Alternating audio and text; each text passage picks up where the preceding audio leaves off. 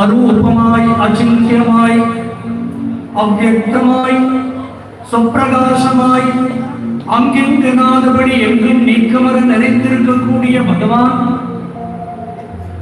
வைகுண்டத்தை தன்னுடைய தாமமாக வைத்துக் கொண்டிருக்கிறான். அங்கேயே நித்திய வாசம் பண்ணுகிறான் பகவான். ஒரு சந்தர்ப்பம் சனகாதி முனிவர்கள் பகவான தரிசனம் பண்றதுக்காக வைகுண்டம் போறார்கள். பொதுவா ஒரு ஆலய வழிபாடு அப்படின்னு சொன்னா அதுக்குன்னு சில நியமங்கள் இருக்கு. ஆகம விதிப்படி அமைக்கப்பட்ட ஆலயங்கள்ல பல பிரகாரங்கள் இருக்கும். அந்த பிரகாரங்கள் ஒவ்வொன்றாக வலம் வந்து அப்புறம் துவாரபாலகர்களை தரிசனம் பண்ணி அவர்களுக்கு அனுமதி வாங்கி கொண்டு மூலஸ்தானத்தில் இருக்கக்கூடிய பகவான தரிசனம் பண்றது அப்படிங்கிறது நம்முடைய சம்பிரதாயம். சனகாதி முனிவர்கள் பகவான தரிசனம் பண்ண போகும் பொழுது இந்த துவாரபாலகர்களிடத்துல அனுமதி வாங்காமல் நேர கர்ப்ப கிரகத்துல பகவான தரிசனம் பண்றதுக்காக போனார்கள். துவாரபாலகர்களுக்கு கோபம் வந்தது. நம்ம 2 பேரும் எதுக்கு நிற்கிறோம்? சும்மா ஒரு லட்சியம் பண்ணாம போறாரே அப்படின்னு கோபம் வந்தது. அவளுக்கு தடுத்து நிறுத்தினார்கள். சனகாத முனிவர்களுக்கு ரொம்ப மன வருத்தம் ஏற்பட்டது. பொதுவாகவே இந்த நியமங்கள் எல்லாம் யாருக்கு அப்படின்னு கேட்டா லோக சாதாரண ஜனங்களுக்கு தான். மிகவும் உயர்ந்த நிலைக்கு போனவர்களுக்கு இந்த நியமங்கள் எதுவுமே பாதிக்காது. பகவான தரிசனம் பண்ணணும் அப்படிங்கிற ஆர்வத்தோட வரலாம். வாசல்ல வந்ததுமே ஓடி வந்து தர்மசாஸ்தாவை தரிசனம் பண்ணணும் அப்படிங்கிற எண்ணம் தான் இருக்குமே தவிர வழியில யாராவது நின்னா அவளை விஷ் பண்ணணும் அப்படிங்கிறதுலாம் அவளுக்கு தோணாது. ஏன்னா அவ்வளவு ஆசையா காலையில இருந்து சாயங்காலம் வரும் நித்தியப்படி சுவாமியை வந்து தரிசனம் பண்ற ஒரு பக்தனா இருந்தா சாயங்காலம் எப்படா 6 மணி வரும், கோவில் நட திறக்கும், சுவாமியை தரிசனம் பண்ணலாம் அப்படின்னு தானே இருக்கும். நமக்கு அப்படியா இருக்கு? ஏதோ திருவிழா சமயத்துல 10 நாள் வந்தாலே பெரிய விஷயம்.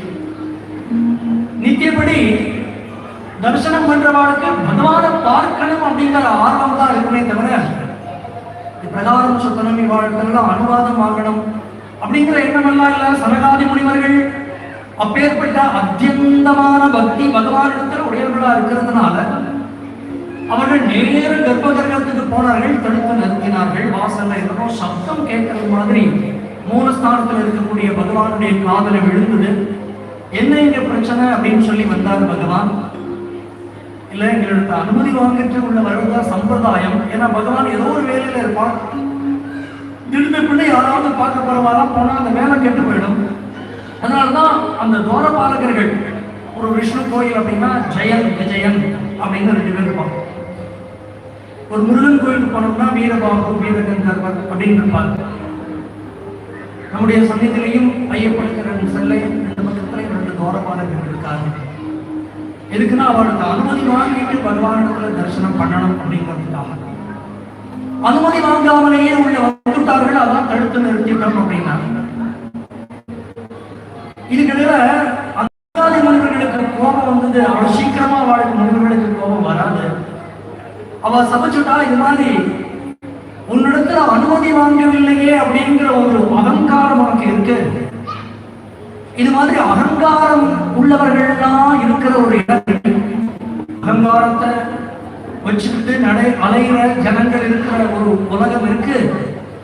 அது எந்த உலகம் அப்படின்னா பூலோகம் தான். எல்லாரும் அகங்காரத்தோடைய அலைகிறாங்க. அதனால நீ அகங்காரமயப்பட்டதுனால பூலோகத்தில் பிறக்க கடவுது அப்படின்னு சொல்லிச்சார்கள். பகவானுக்கு என்ன இருந்தாலும் இடத்துல பரிவு உண்டு. ஆனா மகான்களுடைய வாக்கு வீண் போகாது. பகவான் சொன்னார் அவ சபிச்சதுதான். ஆனா ஒண்ணு செய்ய, நான் உனக்கு அனுகிரகம் பண்றேன். என்னிடத்துல பக்தி பண்ணி 100 பிறவிக்கு பிறகு நீ மறுபடியும் வைகுண்டத்துக்கு வரலாம். அல்லது என்னிடத்துல வினோதம் பண்ணி 3 பிறவியில மறுபடியும் வைகுண்டத்துக்கு வரலாம். ஜெய விஜயர்கள் சொன்னார்கள், என்னதான் பக்தி பண்ணினாலும் 100 வருஷம் வைகுண்டத்தை விட்டு பிரிஞ்சு என்னால இருக்க முடியாது. எங்களால ஒரு கால் விரோதம் பண்ணினா கூட 3 வருஷம் நாங்க திரும்பி வரணும் ஆகட்டும் அப்படின்னு பகவான் அனுகிரகம் பண்ணார். அவர்கள் தான் பூலோகத்தில் வந்து பறக்கிறார்கள். ராவணன், கும்பகர்ணன், ஜெய விஜயர்கள் தான் ராவணன், கும்பகர்ணன், சிசுபாலன், தண்டவக்ரன், இரண்யாக்ஷன், இரண்யகசிபு, 3 பிறவி. எல்லாருமே பகவான் கையினாலேயே வதம் பண்ணப்பட்டு வைகுண்டத்துக்கு போறார்கள். இப்போ இரண்யாக்ஷன், இரண்யகசிபு 2 பேரும் பிறந்திருக்கா. இரண்யாக்ஷனை வதம் பண்ணிட்டான். இரண்யாக்ஷனை தன்னுடைய தம்பியை வதம் பண்ண காரணத்தினாலேயே இரண்யகசிபுவுக்கு பகவான் மேல பயங்கரமான கோபம். நாராயணன் அப்படி சப்தமே அவன் காதல விழக்கூடாது. அப்பேற்பட்ட ஒரு பகவத் விரோதியா இருக்கிறான். ஏன் அப்படின்னா, விரோதியா இருந்தாதான் 3 பிறவியில் என்ன பண்ண முடியும்? பகவான் இடத்துல போக முடியும். பகவானுக்கு 2 விதமான கருணை உண்டு. ஒன்று அறக்கருணை, இன்னொன்று மரக்கருணை. பக்தி பண்ணி பகவான் அடையிறது அப்படிங்கிறது ஒரு காருண்யம். விரோதம் பாராட்டி பகவான் அடையிறது அப்படிங்கிறதும் கருணை தான். அதனால சில பேர் நம்ம தமிழ்நாட்டில் நாஸ்திகர்கள் அப்படின்னு கொஞ்சம் பேர் இருக்காங்களா, அவளெல்லாம் குற்றம் சொல்லி பிரயோஜனம் இல்லை. அவளெல்லாம் பகவான விரோதம் பண்ணி சீக்கிரம் பகவான் அடையணும்னு நினைக்கிறான். அதுக்காக தான் அவன் நாஸ்திகம் பேசுறானே தவிர பகவான விலக்கிட்டு பகவான நிராகரிச்சு விட்டு யாருமே இருக்க முடியாது. அதனால இவ விரோதம் பாராட்டி கொண்டு இருக்கிறார்கள். இரண்யாக்ஷன், இரண்யகசிபு அப்படிங்கிறவா. இது மாதிரிப்பட்ட ஒரு மனுஷ ஜன்மா நமக்கு கிடைச்சது அப்படின்னாலே, எந்த விதத்திலேயாவது பகவானுடைய கிருபையை நம்ம அடையணும் அப்படின்னு சொன்னா முதல்ல நம்ம சம்பாதிக்க வேண்டியது குரு கிருபை. 3 விதமான கிருபைகள் மனித வாழ்க்கையில் ரொம்ப முக்கியம். ஒன்று ஈஸ்வர கிருபை, இன்னொன்று குரு கிருபை, மூன்றாவது ஆத்ம கிருபை. அது என்ன ஆத்ம கிருபை அப்படின்னா, அவர்களுடைய அனுகிரகம். நான் பகவான் அடையணும்னா முதல்ல என்னுடைய அனுகிரகம் வேணும். நான் மனதால புத்தியால பகவான் அடையணுங்கிற எண்ணம் எனக்கு வரணும். இதுக்குதான் ஆத்ம கிருபை அப்படின்னு பெயர். அந்த ஆத்ம கிருபை இருந்துன்னா குரு கிருபை வந்துடும். அந்த குரு கிருபைக்காக தான் மனுஷ ஜென்மாவில நம்ம வந்து பாடுபடணும். அப்பேற்பட்ட குரு, அந்த குருவுக்காக ஏங்கணும். அவருடைய கடைக்கண் விழி பார்வை நம்ம கண்ணில படாதா அப்படின்னு நம்ம நினைக்கணும். அந்த குருவை அடைந்து விட்டோம் அப்படின்னா வாழ்க்கையினுடைய தன்மையே மாறி போயிடும்.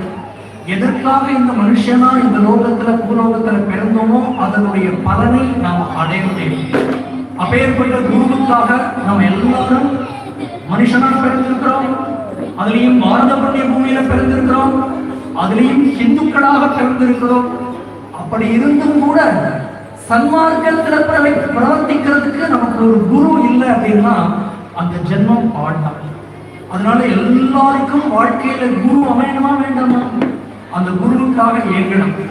நாம் குருவுக்காக ஏங்கிறத விட குரு நமக்காக ஏங்கிட்டு இருக்கிறார். ஸ்ரீராமகிருஷ்ண பரமஹம்சர் ஒவ்வொரு நாளும் சாயங்காலம் சந்தியா தீபாராதனை அந்த காளி கோவில நடக்கும் பொழுது மேல ஏறி நின்று 4 திசையும் பார்த்து என்னுடைய குழந்தைகள்லாம் எங்க இருக்கான்னு தெரியலையே, நரேந்திரமா அப்ப வரல.